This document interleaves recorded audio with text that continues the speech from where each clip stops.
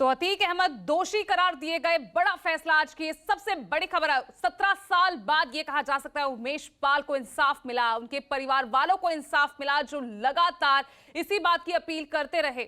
और मानस श्रीवास्तव लगातार हमारे साथ बने हुए हैं। मानस, दोषी करार दिया गया है अतीक अहमद, अब आगे सजा को लेकर क्या कुछ प्रावधान है इसके तहत, क्योंकि अधिकतम सजा फांसी की सजा है।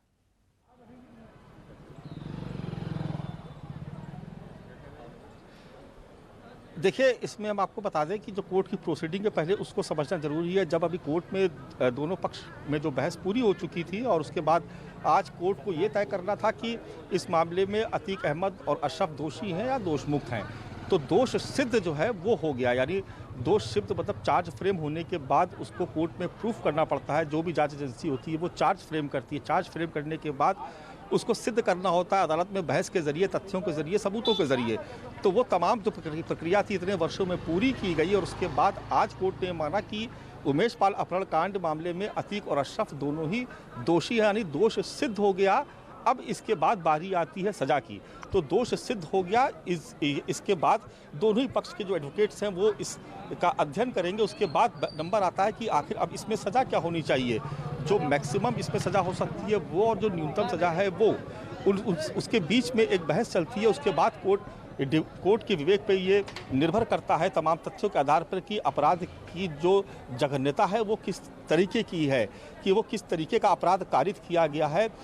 उसको मद्देनज़र रखते हुए कोर्ट अपना कोई डिसीजन देती है। तो अभी थोड़ा सा वक्त लगेगा क्योंकि अब दोष सिद्ध हो गया। दोष सिद्ध होने के बाद अध्ययन होगा, उसके बाद फिर उस पर होगा कि किस तरीके से सज़ा होनी है और उसमें थोड़ा सा वक्त लग सकता है। एक उम्मीद की जा रही है कि शायद 4 बजे के आसपास, यानी 1-1.5 घंटे 2 घंटे का वक्त इसमें भी लगेगा।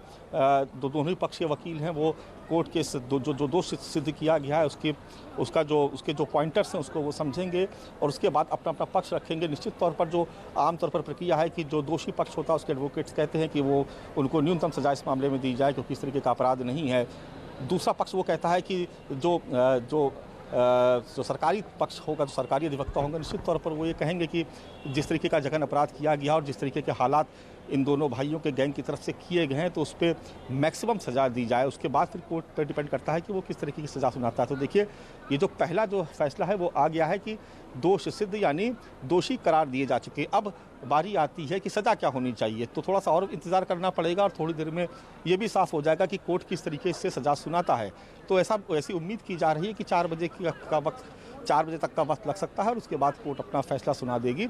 और जो भी फैसला होगा निश्चित तौर पर उसके बाद की जो आगे प्रक्रिया होगी वो उसका जो पीड़ित जो अभियुक्त पक्ष है वो उसके एडवोकेट्स उसको आगे लेके जाएंगे। लेकिन वो एक लंबी प्रक्रिया है। फिलहाल आज जिस घड़ी का हम लोग इंतज़ार कर रहे थे वो घड़ी आ चुकी है। दोष सिद्ध हो चुका है, कोर्ट ने दोषी करार दे दिया। अब सज़ा क्या आती है इसके लिए हमको थोड़ा सा और इंतज़ार करना होगा। बिल्कुल, लेकिन सभी की निगाहें दोषी करार दिया गया अतीक अहमद और उसके तमाम गुर्गे जो इस केस में आरोपी थे। मानस, लेकिन ये मानना पड़ेगा 17 साल से ये केस चल रहा था। उमेश पाल हत्याकांड एक बड़ा अहम मोड़ लेकर आया कि सिर्फ अतीक अहमद ही नहीं, उसका पूरा कुनबा फंस गया।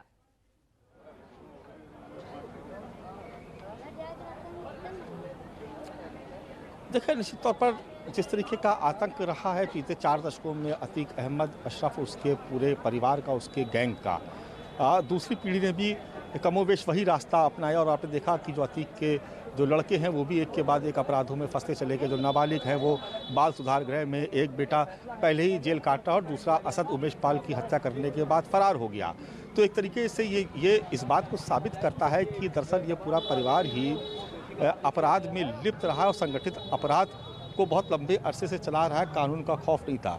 वजह कुछ भी हो सकती है, चूँकि विधायक रहा अतीक अहमद, सांसद रहा और ऐसे में निश्चित तौर पर एक जो कहते हैं हम लोग राजनीतिक संरक्षण प्राप्त हो जाता है और जो एक तरीके से कानूनी प्रक्रिया को प्रभावित करता है। तमाम मामलों में सरकार पैरवी नहीं करती है, लचर पैरवी होती है, गवाह मुकर जाते हैं, गवाह सामने नहीं आते हैं, तथ्यों के साथ छेड़छाड़ हो जाती है।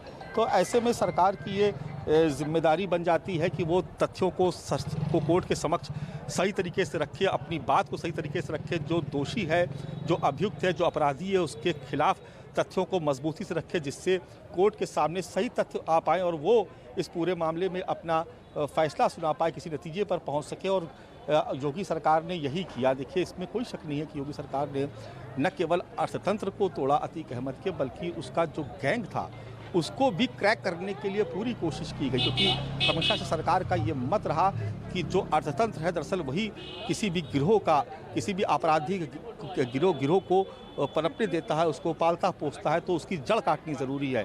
लेकिन इतना सब कुछ होने के बाद भी दुस्साहस देखिए आप कि किस तरीके से खुलेआम हत्या कर दी जाती है। एक अधिवक्ता, जो पेशे से अधिवक्ता है, जो राजू पाल केस में महत्वपूर्ण गवाह है, जिसका पहले अपहरण हो चुका, उसका मुकदमा पहले से चल रहा होता, उसके बाद न कानून का भय, न अदालत का खौफ और मनमानी पर आमादा ये परिवार, और न केवल उमेश पाल बल्कि 2 सरकारी गनर, 2 पुलिसकर्मी, उत्तर प्रदेश पुलिस के 2 जाबाज जवान, उनकी दिन दहाड़े हत्या कर दी जाती है। तो निश्चित तौर पर ये तमाम तथ्य रखे गए कोर्ट के सामने, और आज जो तस्वीरें हैं वो इस बात को बताने के लिए काफ़ी हैं कि किस तरीके से इस मामले में कोर्ट ने संज्ञान लेते हुए, तथ्यों को मद्देनज़र रखते हुए किस तरीके से अपना फैसला सुनाया। ये एक तरीके से जो सरकारी पक्ष है, सरकारी जो अधिवक्ता है, उनकी भी इसको कहा जाएगा कि उन्होंने बहुत मजबूत पैरवी की, कोर्ट के सामने सही तथ्य रखे, और सरकार ने भी अपराधी को सज़ा दिलाने में कोई कोर कसर बाकी नहीं रखी। उमेश पाल अपहरण कांड में आज कोर्ट ने अपना फैसला सुनाया। ये दोनों जो अभियुक्त थे, अतीक और अशरफ, जो लंबे समय से जेल के भीतर रह करके अपराध को कारित कर रहे थे, एक से एक बड़े जघन अपराध को अंजाम दिया जेल में रहते हुए। वो जेल के भीतर हैं, जेल के बाहर है, बहुत फ़र्क नहीं पड़ता है, क्योंकि जो गैंग है वो चलता रहता है। जेल के भीतर किस तरीके से राशि ठाट बाट से अतीक अहमद रहा, इसकी भी तमाम तस्वीरें हम लोगों ने समय समय पर हम लोग देखते आ रहे हैं। तो ये सब कुछ बगैर राजनीतिक संरक्षण के, बगैर प्रशासनिक मदद के संभव नहीं हो पाता है। एक आम कैदी किस तरीके से जेल के भीतर नरक की ज़िंदगी जीता है, और किस तरीके से जो माफिया हैं, बाहुबली हैं, वो किस तरीके से जेल में बैठ करके अपना साम्राज्य चलाते हैं, ये बात किसी से छुपी नहीं हुई है।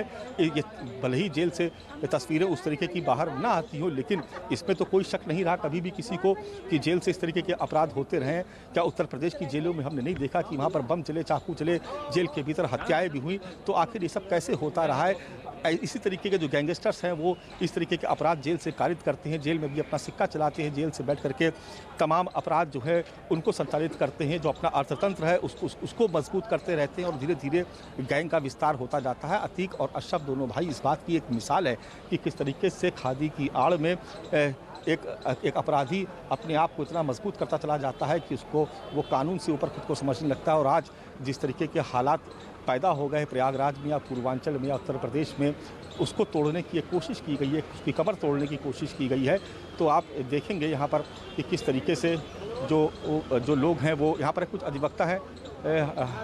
मैं आपसे जी नमस्कार, मैं हूं मानक गुप्ता। अगर आपको हमारा ये वीडियो पसंद आया हो तो इसे लाइक और शेयर जरूर करें, और हाँ, हमें सब्सक्राइब और फॉलो करना ना भूलें, ताकि आप देश और दुनिया की कोई खबर मिस ना करें। तो जुड़े रहिए हमारे साथ और देखते रहिए News 24।